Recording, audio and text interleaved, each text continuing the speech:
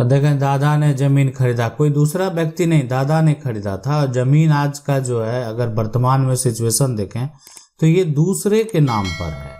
अब दूसरे के नाम पर होने का मुख्य कारण क्या है? देखें, दादा जमीन का रजिस्ट्री करवाए, खरीद लिए और अपने जो है उसको अपने पास भी वो रखे, लेकिन एक समय बाद वो जमीन जो भी है वो सारा जमीन जो है वो दूसरे के नाम पे चला गया, वो मंदिर के नाम पर अगर चला गया है, ठीक है।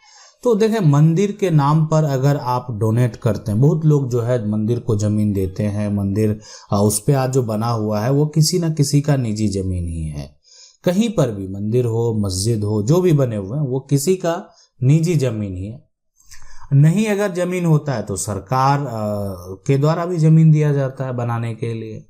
लेकिन अक्सर जो देखा जाए, आज जितने भी मंदिर हैं, मस्जिद हैं, वो किन्हीं के आपके जो है पूर्वज हैं, जिनके द्वारा वो जमीन दिया गया है और वहां पर वो जो है बनाया गया है, ठीक है।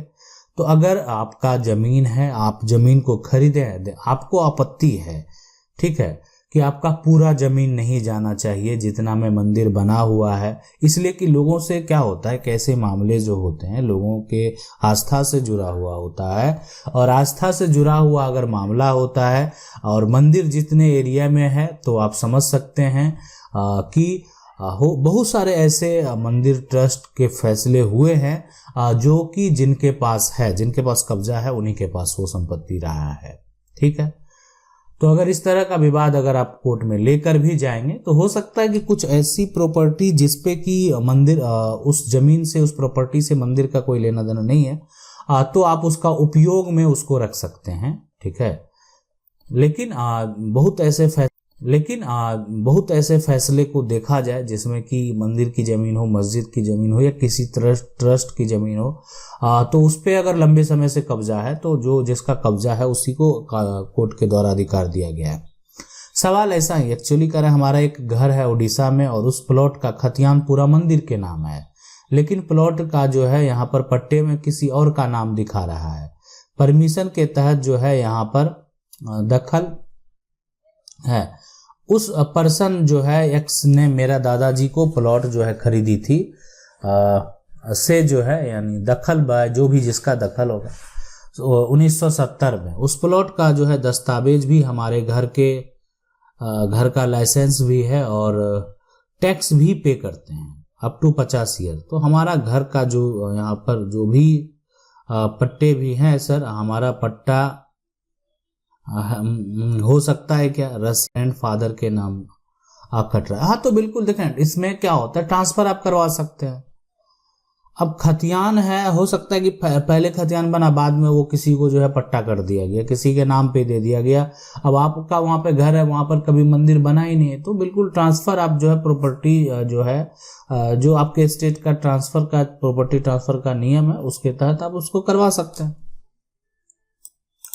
सवाल है सर, सिविल कोर्ट में टाइटल सूट का मुकदमा किया है, क्या इस दौरान कोर्ट से माफी करने का प्रक्रिया है? देखें, टाइटल सूट अगर आपने किया है, जब प्रक्रिया चलेगा तो कोर्ट का आदेश होगा। कोर्ट का आदेश जो है के बाद, है ना, अपने वकील को आप बताएंगे, जब आदेश उनको मिल जाएगा तो फिर सरकारी अमीन से जो है सरकारी अमीन जो है उससे आपको नापी कराना होगा। नापी करके कोर्ट में रिपोर्ट देना होगा। देखिए, कोई भी जमीन का फैसला होता है तो जो सरकारी अमीन है, अगर आप उनसे संतुष्ट नहीं हैं तो आप उसके साथ साथ कोई निजी अमीन भी रख सकते हैं, ताकि हर तरह का, हर पहलू को देख रेख करे कि किसी भी तरह का कोई भी गड़बड़ी ना हो, ठीक है। और इसलिए कि सरकारी अमीन का जो नापी का एक तरह से रिपोर्ट होता है उसका मान्यता होता है कोर्ट में। अब सरकार का कोई भी आदमी है, अब वो गलत रिपोर्ट बनाकर देता है तो भविष्य में उसको भी डर है कि फंस सकता है, लेकिन उसका मान्यता होता है जो कि एक तरह से नापी का पूरा इंफॉर्मेशन और जो भी हुआ, क्या प्रक्रिया हुआ, उसका एक रिपोर्ट जारी करके जो दिया जाता है। सवाल है सर, मेरे दादाजी के नाम घर है और दादाजी के 2 बेटे थे, एक मेरे पापा और मेरे चाचा। मेरे पापा की डेथ हो गई है और मेरे चाचा मुझे हिस्सा देने के लिए मना कर रहे हैं। सर जी हेल्प मी। देखें, ये तो नियत जो है बहुत लोगों का होता है ना, कि जो नियत होता है वो होता। मतलब उनको लगता है कि अब तो ये हक हम जो है अपने पास ले लेंगे, लेकिन उनको पता नहीं है कि उनका जो अधिकार है वो उससे कुछ भी अधिक नहीं ले सकते हैं। इसलिए कि जो आपका उनका घर है वो अगर दादा का नाम है ना, मकान पर जो है ना, दादा का नाम से क्या है, मकान है। अब इस पे अधिकार जो है उनके दोनों बेटों का होगा, ठीक है। अगर ये भी बेटा है तो इनका भी अधिकार होगा, इनका भी अधिकार होगा। अब दादा इस दुनिया में है नहीं, अब उनके जो है, अब एक यहाँ पर इनकी मान लेते हैं बेटे की मृत्यु हो गई और इनके भी बच्चे हैं। अब इनका ये बेटा जो है इस बच्चे को हक नहीं दे रहा, हक जो है ना नहीं दे रहा। ये सारा विवाद जो है बहुत बड़ा विवाद है, ठीक है, और बहुत कॉमन विवाद है। इसलिए कि आप किसी का हक है नहीं दे रहे हैं तो इसका मतलब हो गया कि आप एक तरह से दादागिरी कर रहे हैं। तो आप अगर वो हिस्सा देने के लिए मना कर रहे हैं ना, तो आपका कानूनी अधिकार है। आप जो है देखें, सबसे पहला प्रयास हम तो ये कहेंगे कि आप ग्रामीण क्षेत्र से बिलोंग करते हैं तो ग्राम पंचायत जो बनाया जाता है, ग्राम सरपंच जो होते हैं, तो या मान लेते हैं आपके गांव में ग्राम कचहरी है, ग्राम न्यायालय है, तो आप वहां पर जा सकते हैं। तो पहला काम आपको जो भी करना है वो ग्राम पंचायत स्तर से ही करना है। इसलिए कि हो सकता है कि जो सॉल्यूशन का जो हल है वो एक दिन में निकल जाए। दूसरा कार्य ये करना है कि आपको जो है, जो आप अंचल के रेवेन्यू अधिकारी हैं उनको एक आवेदन दे देना है ना। आवेदन का रिसीविंग भी ले लेना है कि आपने आवेदन दिया, मेंशन होना चाहिए, ठीक है। तीसरा, आप चाहे तो एसडीएम कोर्ट में भी इस मामले को लेकर जा सकते हैं कि आपका जो हक है वो आपके दादा के नाम घर है और आपको नहीं दिया जा रहा, जबकि आपके पिता की मृत्यु हो चुकी है। वहां भी उनको पूछा जाएगा कि आखिर आप ऐसा क्यों कर रहे हैं। अब ये जो सारे हैं ये आपको शॉर्ट टर्म में सारा मामला का जो है हल निकल जाता है। चौथा, अब ये शॉर्ट टर्म कहने का मतलब है बहुत ज़्यादा समय नहीं लगने वाला है। चौथा, आप अगर मामला को सिविल कोर्ट लेकर जाएंगे, है ना, तो सिविल कोर्ट का जो आप समझ सकते हैं पूरा प्रक्रिया होता है और जितने अभी बहुत सारे केस हैं सभी को देखने के बाद कम से कम 3 साल का समय लग जाता है अपना हक प्राप्त करने। इसलिए कि आपकी केस है, केस फाइल किया जाएगा, नोटिस भेजा जाएगा, आपके पक्ष के द्वारा आप अपना जवाब सबमिट करेंगे, सामने वाला का जवाब सबमिट होगा, गवाही प्रक्रिया होगी, उसके बाद सारे तथ्य देखने के बाद फैसला होगा। तो ये समय लगता है। देखें, मान लेते हैं कि यहाँ पर अगर ये सारा प्रक्रिया पहले प्रयास में कर लेना चाहिए, हो सकता है कि हल निकल जाएगा तो ठीक है, नहीं तो नहीं देगा तो कानूनी प्रक्रिया तो है ही, ठीक है।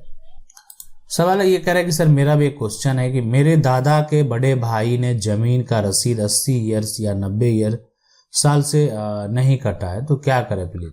नहीं देखा, ये 80-90 साल मायने रखता है ना। 80 जो है साल से अगर जमीन का रसीद नहीं कट रहा है तो आप समझ सकते हैं कि 100 साल अगर नहीं कटाएंगे ना तो जमीन आपके हाथ से चला जाएगा, सरकार का जमीन हो जाएगा, है ना, सरकार का जमीन हो जाएगा। फिर आप क्या करेंगे, आपका जमीन तो चला गया हाथ से। पहले के समय में जो है इसी तरीके से अगर सरकार को टैक्स नहीं दिया जाता, जमीन को नीलाम कर लिया जाता था।